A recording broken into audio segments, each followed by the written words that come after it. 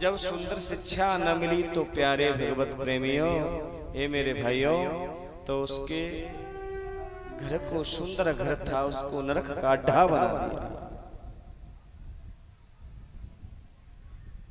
धुंधकारी की वजह से पिता जंगल की ओर चले गए, भाई गोकर्ण जी तीर्थ यात्रा के लिए चले गए, अकेली मां धुंधली देवी रह गई। पी के आया था, दुष्ट था, पापी था। सुनो, जब पी के आया ना तो उसने क्या सोचा कि मां से धन मांगा, मुझे धन दे दे, मुझे धन चाहिए। मां ने कहा तुझे धन क्यों चाहिए, किस लिए चाहिए?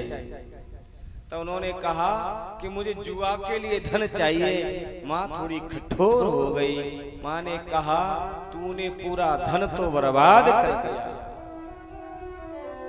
यहाँ पर हमने अपनी कथा को विश्राम दिया। आए इसी जगह से चलते। मां ने कहा बेटा तूने पूरा धन बर्बाद कर दिया, कहां से धन लाना? तो मां के वक्ष स्थल पर, छाती पर लात का प्रहार किया, पहर का प्रहार किया। सुनो, मां ने सोचा इस पुत्र ने मेरी कदर न करी, मां की कदर न करी हैं? प्यारे भगवत प्रेमियों, उसी क्षण उसी वक्त उन्होंने आंगन में, घर में बीच में कुआं था, कुएं में अपने आप को भस्म कर दिया। कुएं में गिर गई, कुएं में कूदकर अपने प्राणों का अंतिम समय पर अपने प्राणों को छोड़ दिया, कुएं में गिरकर। एक ऐसा दुष्ट पापी था, कितना अत्याचारी था, मां के ऊपर पहर का प्रहार किया, मां मर गई कुएं में डूबकर। ऐसे पुत्र से क्या फायदा भैया, जो मां पर प्रहार करता हो, पिता पर प्रहार करता हो।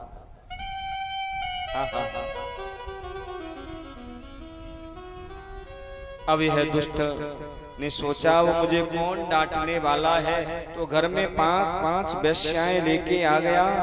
जब 5-5 वेश्याएं लेके आया, घर में रहने लगा।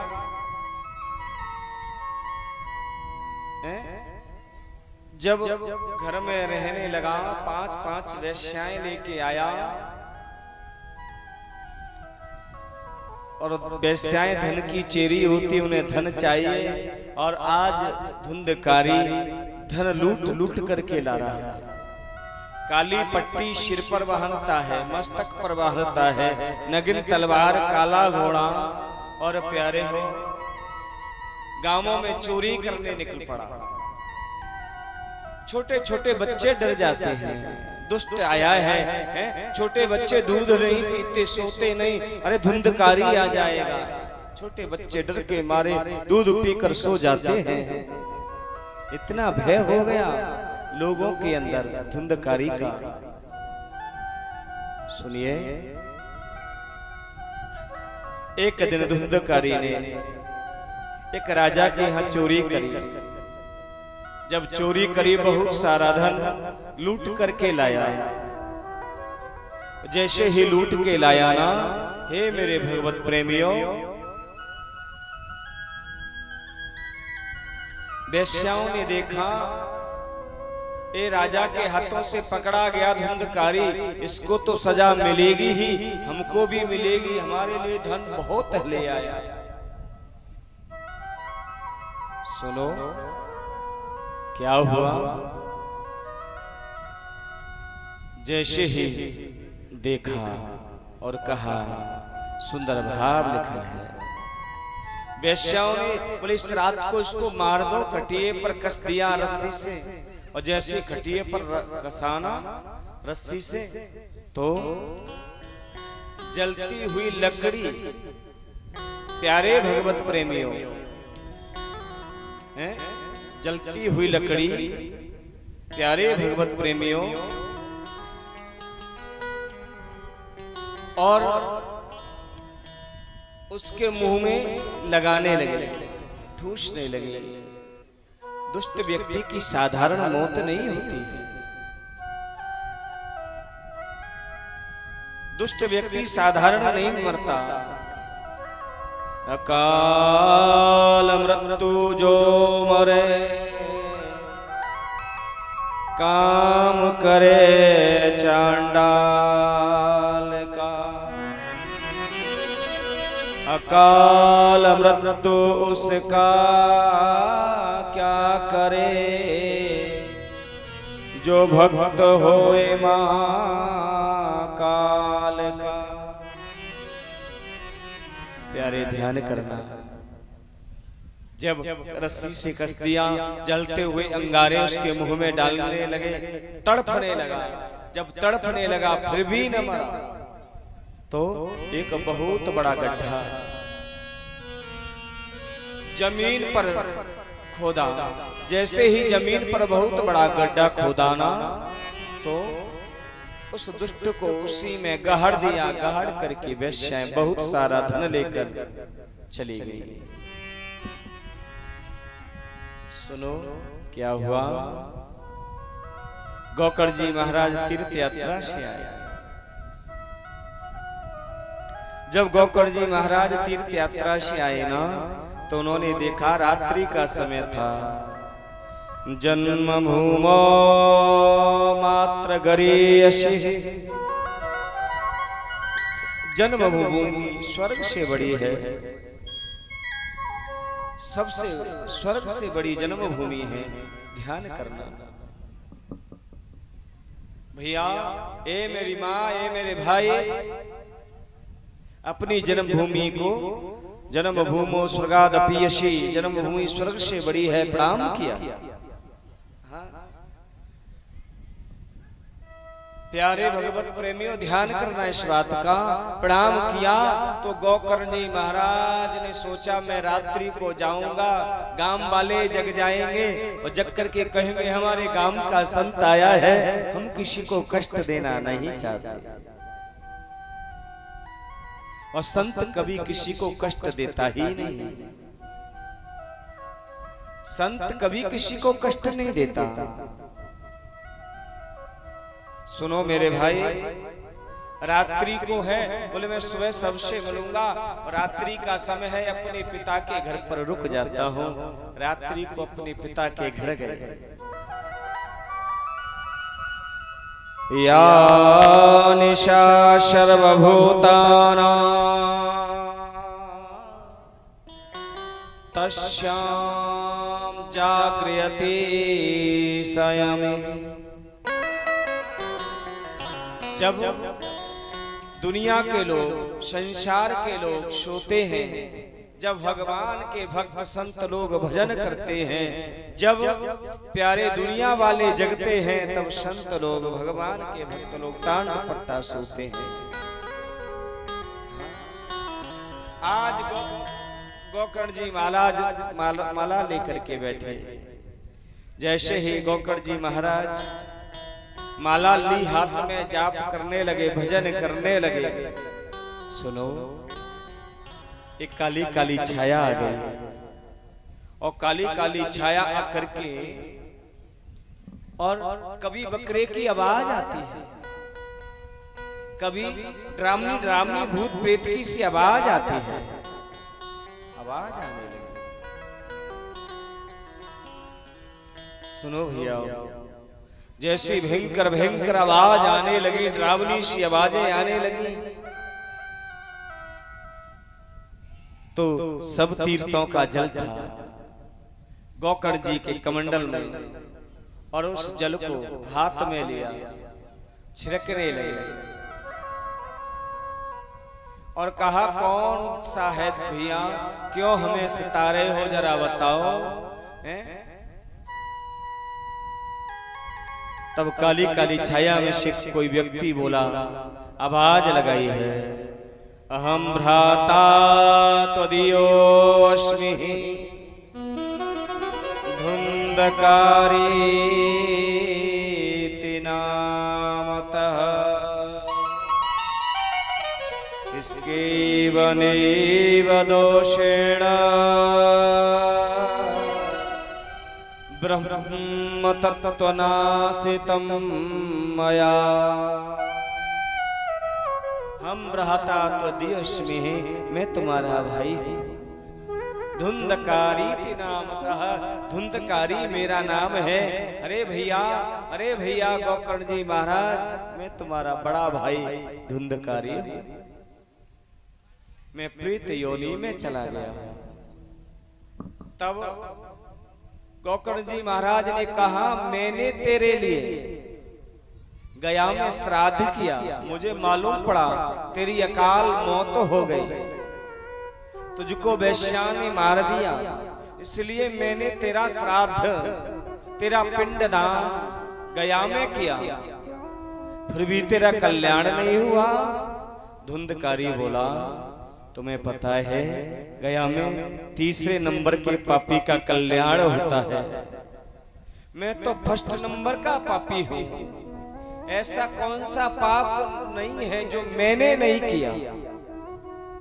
मेरा कल्याण है, मेरा पिंडदान है, गया में करो, चाहे हरिद्वार में करो, चाहे काशी में करो, मेरा कल्याण नहीं हो सकता।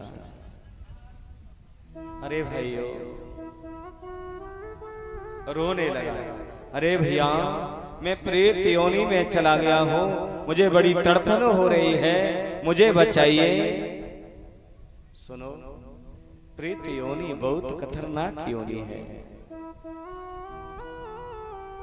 प्रेत के मुख नहीं होता, मुख होता भी है, पेट बहुत बड़ा होता है, मुख होता भी है तो सुई की नोक के बराबर होता है। प्यासा भूखा तड़पता रहता है और कहता है, भैया मेरी मुक्ति कराओ, मेरी मुक्ति कराओ। प्रेत एक बार घर में पान जल का जरूर करता है। कब? जब भगवत प्रेमियों घर में कोई बालक होता है, जब बालक होता है उस समय पर नाल नहीं कटता, उससे पहले घर का कोई बड़ा सदस्य और एक पात्र में जल लेकर और घर की मेहन जो मोरी होती है ना, उस पर जल डालते हैं। आपके यहाँ डालते हैं कि नहीं डालते मालूम नहीं। हमारे यहाँ आज भी बच्चा पैदा होगा ना तो बड़ा बूढ़ा आएगा और एक मटका उठाएगा, चाहे स्टील का हो, चाहे तांबे का हो, चाहे पीतल का हो, और वो अपने घर की मेन देरी पे चढ़ाएगा। उस समय एक बूंद उसके मुख में जाती है जल की, और वो पितर कहता है, मेरे घर में एक बेटे ने जन्म लिया है, ये मेरा कल्याण करेगा। जब वो भी कल्याण नहीं करता है तो घर का पित्र, घर का देवता तड़पता है, तड़फन होती है, भाई रे भाई ये भी दुष्ट निकल गया, इसने भी मेरा कल्याण नहीं किया, वो भी रोता है। उन्होंने कहा, इसके बनेव दोषेण ब्रह्म तत्त्वनाशितं मया। भैया, मेरे प्रेत योनि में मुझे बड़ा कष्ट हो रहा है, मेरा कल्याण करवाओ ना। गोकर्ण जी महाराज बोले, मैं सुबह तुम्हारा जरूर उपाय करूंगा, जरूर कल्याण कराऊंगा, अभी चले जाइए। धुंधकारी जी महाराज वहां से चले गए। सुनो क्या हुआ। सुबह होते आज ब्रह्म मुहूर्त में खड़े हुए गोकर्ण जी महाराज स्नान इत्यादि पाठ से निवृत्त हुए, फ्री हुए। भुवन भास्कर सूर्य निकल रहे थे और जल लिया, सूर्य भगवान को चढ़ाने के लिए अर्घ दिया। जैसे ही जल का सूर्य भगवान को अर्घ गोकर्ण जी ने दिया और प्रार्थना करने लगे, हे सूर्य देवता, मेरा भैया प्रेत योनि में चला गया है, मुझे क्या करना चाहिए, उसकी मुक्ति कैसे हो। सूर्य भगवान ने आकाशवाणी कर दी, श्रीमद्भागवतान मुक्ति सप्ताह वाचनम कुरु। प्यारे हो, कहा कि आवाज लगाई। सूर्य भगवान ने आकाशवाणी की। आकाशवाणी में लिखा श्रीमद्भागवतान मुक्ति, श्रीमद्भागवत शिष्य की मुक्ति होगी। इसलिए इस 7 दिन की सप्ताह कथा करिएगा, कल्याण हो जाएगा। जिसके घर में पितृ दोष लगा है, जिसके घर में पितृ रूठ रहे हैं, ध्यान कर लेना, वो भागवत रूपी अनुष्ठान करा ले, उसके पितरों का कल्याण हो जाएगा, कल्याण हो जाएगा। अरे मेरे भैया हो, आज गोकर्ण जी महाराज ने सभी जैसे ही घर में प्रवेश किया तो गांव वाले आने लगे। अरे हमारे गांव का संत आया है, हमारे गांव का संत आया है, महात्मा आया है। सब ने दौड़ लगाई, कई वर्षों बाद आए। सुनो क्या हुआ। संत ने कहा, एक मैं यहाँ कथा का, भागवत का अनुष्ठान करना चाहता हूँ, भागवत करना चाहता हूँ। आपकी एक सुंदर व्यास मंच बनाओ। एक सुंदर व्यास मंच बनाई भगवत प्रेमियों। सभी गांववासी कथा सुनने के लिए पधारे और आज भगवत प्रेमियों कहा और गोकर्ण जी महाराज के लिए एक आसन लगा दिया और प्रार्थना करने लगे। बड़े भाव से कहा है, अरे मेरे भाई, धुंधकारी इसके वनेव दोषेण ब्रह्म तत्व नाशितम मया। अरे मेरे भैया, जहां कहीं आप हो और भागवत की कथा सुनने के लिए पधारे। गोकर्ण जी महाराज आसन पर बैठे, किंतु पितृ का, प्रेत का पेट तो बड़ा होता है, मुख सुई की नोक के बराबर होता है। चलता किससे है? ये हवा के झोंके से चलता है। जितनी गति इसकी चलने की गति भी बड़ी तेज होती है, जितनी गति हमारे मन की है। एक क्षण में यह मन बॉम्बे पहुंच जाए, एक क्षण में आपके गांव आ जाए, इतनी प्रेत की चलने की स्पीड है। ध्यान करें तो ये हवा के झोंके से चलता है। भागवत में मन चलायमान रहा तो भागवत समझ में नहीं आएगी। वहां एक दीमक लगा हुआ बांस पड़ा था, उसमें प्रेत ने प्रवेश कर लिया। सुनो, क्यों? क्योंकि मैं यहाँ इसमें हवा का प्रकोप नहीं होगा तो मेरा मन इथल पुथल नहीं होगा, एकाग्र मन करके कथा सुनूंगा। और एकाग्र मन करके कथा सुननी चाहिए, जब ये कल्याण होता है।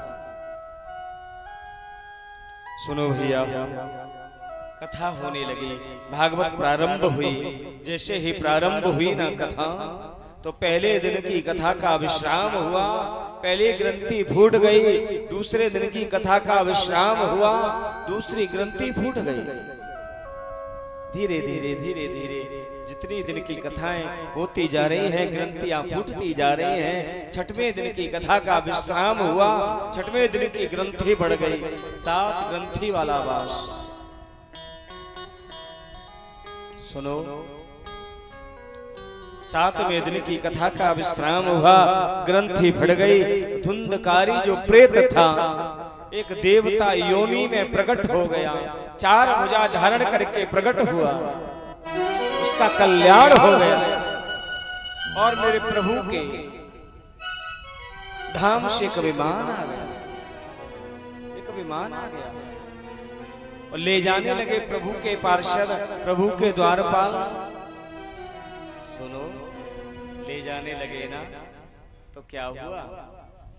गोकर्ण जी महाराज ने हाथ पकड़ लिया, बोले कथा तो सबने सुनी है, सबका कल्याण होना चाहिए, अकेले इस धुंधकारी का ही कल्याण क्यों? अत्रैव वै सन्ति श्रोता मम निर्मला। सुंदर भाव से कहा, इतने बड़े, इतने पांडाल में बहुत लोग थे, सबने कथा सुनी, सबका कल्याण होना चाहिए, अकेले धुंधकारी का कल्याण क्यों हुआ, इसका कारण क्या है? तब उन्होंने कहा, बोलो इन्होंने एकाग्र मन करके कथा सुनी है, एकाग्र मन करके कथा सुनी है साहब, इसलिए इसका कल्याण हो गया।